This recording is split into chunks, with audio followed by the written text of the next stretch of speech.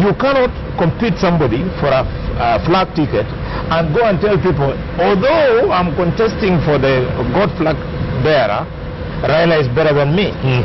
I mean, that would be ridiculous. Right. So I want Kenyans to read this to mean it was a dig-in for a healthy competition. So it was a good move. A very good move.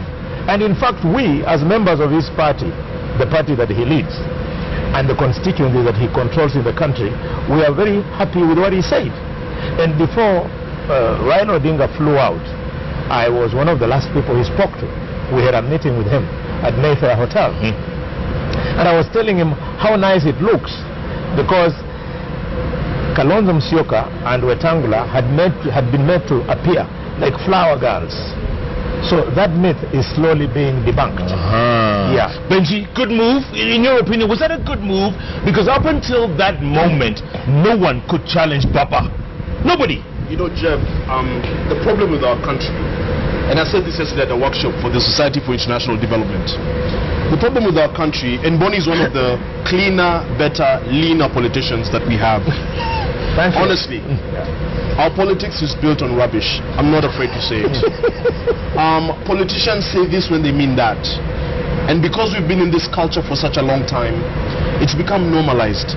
And people think that by telling lies, you know, first of all, what are we talking about here? We're talking about mobilizing ethnic groups. That is so 17th century. We're talking about taking the lawyers from here, and this other community is in the back pocket, and then you come to the table. It's very cynical. It assumes that Kenyans are not smart. It is Kenyans themselves who feel this kind of thing. But the truth of the matter, Jeff, is that, you know, Wetangula, coming back to the issue of this statement, is a former foreign affairs minister. His counterpart, and by the way, for avoidance of doubt, I happen to know all these principals, and they're friends of mine, so I'll be as respectful as possible. And full disclosure, these are guys that I know. And one of them has been a vice president. They have access to intelligence.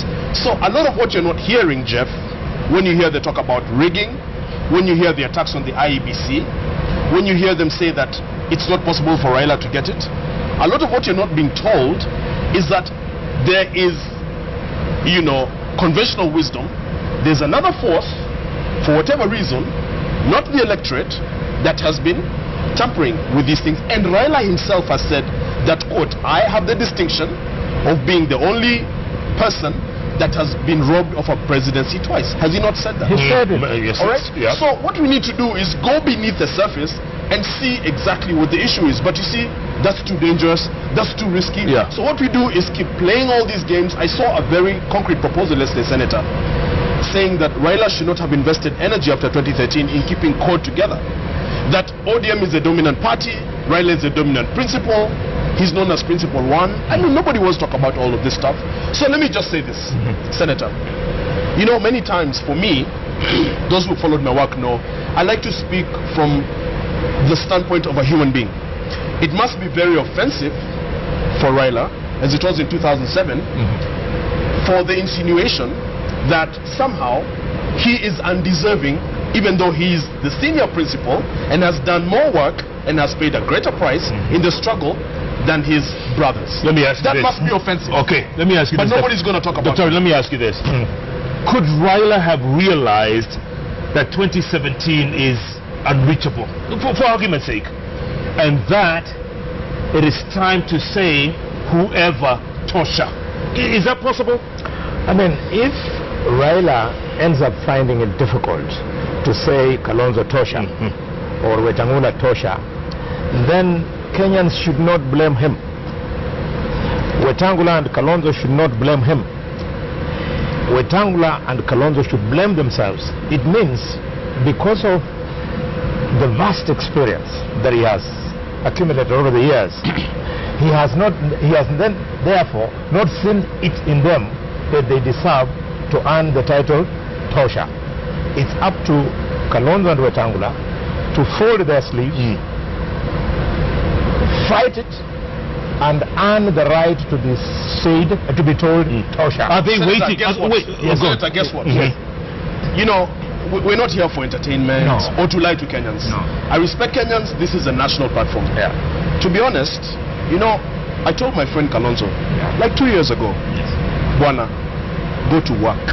It's good to work. If you want to lead, go to work. Don't wait. Sit and do your strategy and roll out.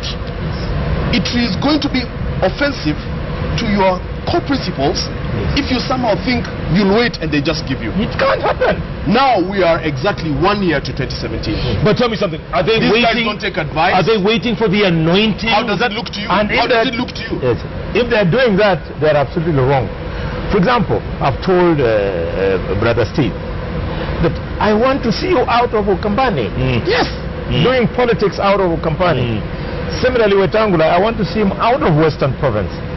That way, he cuts a national profile. Failing which, Raila can only be forgiven for failing to see that they deserve to be called, to be told Tosha. Now, let me come back to the meaning of the word Tosha. How did Raila end up saying Kibaki Tosha? Raila was not in love with Kibaki. No. Yeah. At all. But in fact, he had found, more to gain from Nyachai. yes, Nyachai had more money, and they even had a deal. a deal, we've been told. But he realized all of a sudden that the person who had the clout, Yes. who would then defeat Uhuru, And the staying power. was Kibaki. And he shocked everyone else. Yes. So we want, between these two guys, Yes.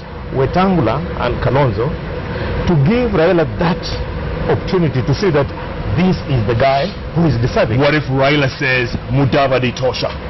What if he comes with a surprise like he did with Kibaki? First of all, let me just clarify something, Jeff, because I thrive on facts and statistics. Yes. The trip to the US Right now, with it's not fair for us to make it look like it's some conspiracy and Sure. Raila has decided, because that's how it looks on paper. okay. The National Democratic Institute, NDI, which is an American organization, in trying to do its work to deepen democracy, has organized this thing to look at the Democratic Convention. So all the leading political party, presidential candidates have gotten a chance to go together. So why didn't these others go? Why didn't Kalonzo go? he's not a presidential candidate per se. He's a deputy, right? I'm sorry, he's vying for presidency. No, he didn't run for president in 2013. The guys that are there, Mudavadi, Martha, Peter Kenneth should be there, Raila, were presidential candidates. So it is my logical assumption that it is on that premise that they have gone to see a presidential. So we shouldn't read more into that. That's what I'm saying, and that's important. Let's come back to what I said. If Baba said Mudavadi Tosha, let's say for argument's sake, then what? If he says Mudavadi Tosha, I want to assume that he will have been informed by the political dynamics on the ground, i.e. that Mudavadi then would be the most likely to defeat And it's not President likely. Uhuru. So if he says that, I would find it completely in order, and I would annulate, But it's not likely. cheer. It's not likely. For the same reason that we're having the complication with his deputy now, Mheshimiwa Kalonzo. I don't want to seem to be Raila's spokesman here. I'm often accused of either liking the guy or always fighting him. But I think that Raila is a reasonable and practical enough guy. He wants a seat so bad, that is true. But with all these different guys, there's a problem of a work deficit. Mudavadi even has a bigger work deficit than most of these other guys we're talking about. Why should a guy that has done all this, that has fundraised, that has built the biggest political party, that believes he's been robbed of the presidency, why should a guy like that go and pick a termite? You see, if he was to choose between Kalonzo and Mudavadi, I'm picking those two and leaving out Wetangula deliberately. Yes. There are common factors amongst them. Both of them have been vice presidents, and both of them has vied for presidency. But it should not be lost to Kenyans that when Kalonzo vied, he brought 1 million votes on the table. He did. For himself. Yes. But Mudavadi hardly got 500,000. So the stronger candidate, based purely on historical performance, would be Kalonzo Musyoka. Why are you leaving Weta out of this? I have left him out because I didn't want to measure him on the parameter of having run before. Can Weta be president? Yes, he can be president. Now, let me tell you, quite a number of presidents in Africa and in many of the third world countries are former ministers of foreign affairs. Chagai Chikwete included and others. Wetangula has been. And if you've ever paid attention to him, Wetangula is one of the most knowledgeable leaders in Kenya today when it comes to the grasp of international affairs. But suffering bad image. You must tell him. Yes, friend. There's baggage. Bad image? There's baggage. Yeah. Tell me the bad image. Okay. I think you know. You saw the deputy president the other day talking about him and these allegations of, wife battering, etc. I'm just saying, the thing. I've been an advisor. I want to hear you. Senator, I've been an advisor. Don't swallow your words. No. I'm trying to be respectful. When you talk about even in your culture, yes, that someone is battered by his wife. Yeah. Just as an example. And even, I know everyone is corrupt. What does that have to do with running for president? Are you serious? Come on, man. No, that's baggage. Handle him. That's terrible image. Benji, let me tell you. Yes. Some of the privileges we have is sometimes because of our professions. I'm a doctor of medicine. And I have had an opportunity, not once, not twice, but many times, to attend to victims of violence, domestic violence. Therefore, usually women. If not that we were, can I? Yes. If we were to base the success of a politician, African politician, on the family tranquility, many of the African leaders would never be elected. They all have their cupboards full of domestic skeletons. Do you agree? So you keep out of it. Senator, do you agree? Keep out of it. Senator, do you agree? Yeah. And by the way, Jeff, this is a major point for me. Go on. This country, we've had a disastrous failure of leadership. In fact, I dare say on this show, and the Senator I can see agrees, the only president who had a clue is Mwai Kibaki. Look at schools today. I know we'll come to that topic. A clue on domestic? On leadership. No, we were on domestic. Yes, but I'm saying in general. Don't run away. I'm saying in general. No. Your example is Kibaki, and you remember, when he was held, we don't know what was being pointed in his back. And he gave a press conference. Yes, he gave a press conference. Yeah, you were there. I remember we spoke. That is the least person you can... And he said, you can talk about one family, one wife. But let me ask you this question before... That's no argument. But let me ask you this question before we go to break. Yes.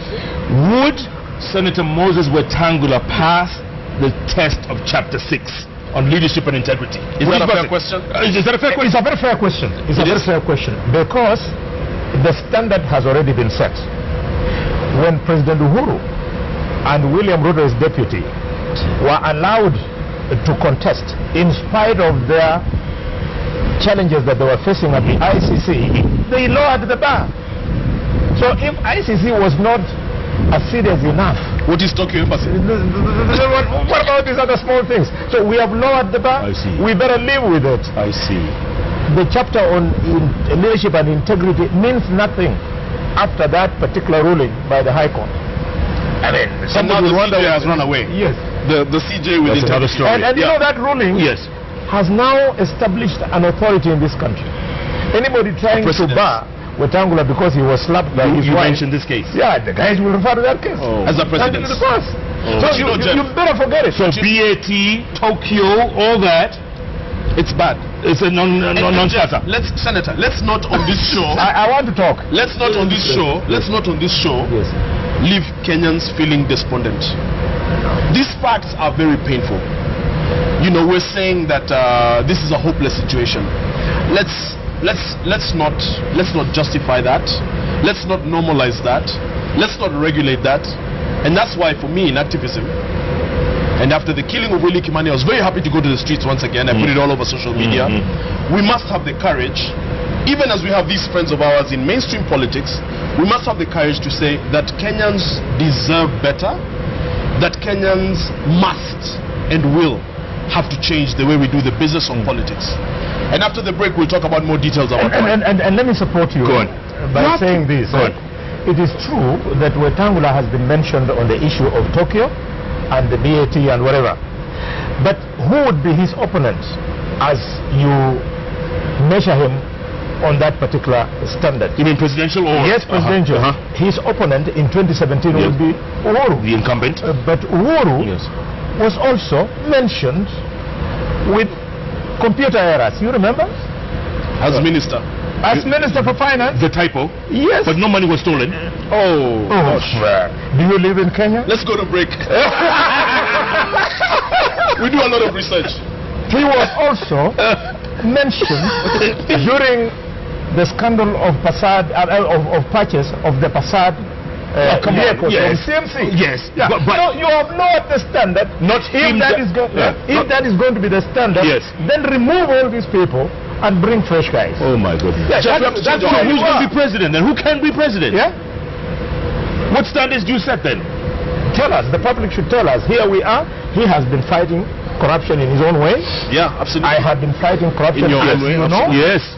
And we are not listened to. I mean, if chapter 6 on leadership and integrity was there, William Ruto, with the stories of land grabbing, the stories of the maize scandal, the story of the special jet that took him to West Africa would be enough to throw him out of office. Real quick before we go to break, Dr. Ari, can Baba be president? Yes. He can? Yes. Does he have a window? Why not? Benji? I think there's a major complication with Raila's candidature. Right now? Has always been there. But then he thinks like Buhari, he thinks maybe fourth time lucky. I think there's an unspoken complication, and it has to do with 82. Having said that, no, that's the past. Well, I'm telling you. What? That's the past, Benji. It was part of the struggle that brought us where we are today. No, I'm not passing any judgment. I'm saying 1982. I'm saying 1982. I'm saying that your coalition believes that the Supreme Court was completely compromised. In fact, they've said that they wouldn't go to that court again. So I'm just saying that there are reasons and build-up to this situation. Gentlemen, having said that, yes, Trump is 69. I want to give the viewers some hope. Go on. Raila is 71. Hillary is going to be 70. Is 70. 46, 47, right? 70, yes. I'm 40 today. Yes. Today, I'm about 40 today. I want to be relevant in the politics of this country for the next 30 years. That's going to be the hope. Because right now, everything we're discussing here is very, very... That's on the issue of hope. On the issue of hope. That's going to be the hope. With Trump running at 69, Hillary running at 70, Raila attempting to run at 71, there's nothing wrong with his age. Okay, real quick. We're really going to go to break, but before we do that, not that you mentioned Trump. Yeah. If you were to put money down today, Clinton, Trump, who? Clinton. Trump will win. Are you kidding me? He must. Well, I will not be voting. You and I will not be voting. Right. We love the Democratic Party. It gave a Kenyan boy an opportunity to be president. But the truth is, Kenyans will not be voting in the U.S. It will be Americans voting, and the Americans are resonating very well with Trump. With the Trump, because Trump is saying no to terrorism. Trump is saying no to whether Trump becomes president or merchant in Venice or king. He is a part-time psychopath. On that note, we'll never support that. Never. You cannot call bands of people. The Tory is ready to put money down today. Can you bring the medical certificate proving that Trump is a psychopath? Let's take a break. It's all on CNN. Keep tweeting at Benji Dolo, at K Bonnie Mtezi with one eye. Can we talk about Koinange Jeff? And can you wear a helmet? What's the hashtag again? It's Up Close 2017. Facts are stubborn things. We're going to talk about Ababu. Your friend Tawfiq. My own kid. Let's talk about facts. Look at that. Yes. And also, schools are burning. Yes. Serious. We are ready. Are we on air? We are on air.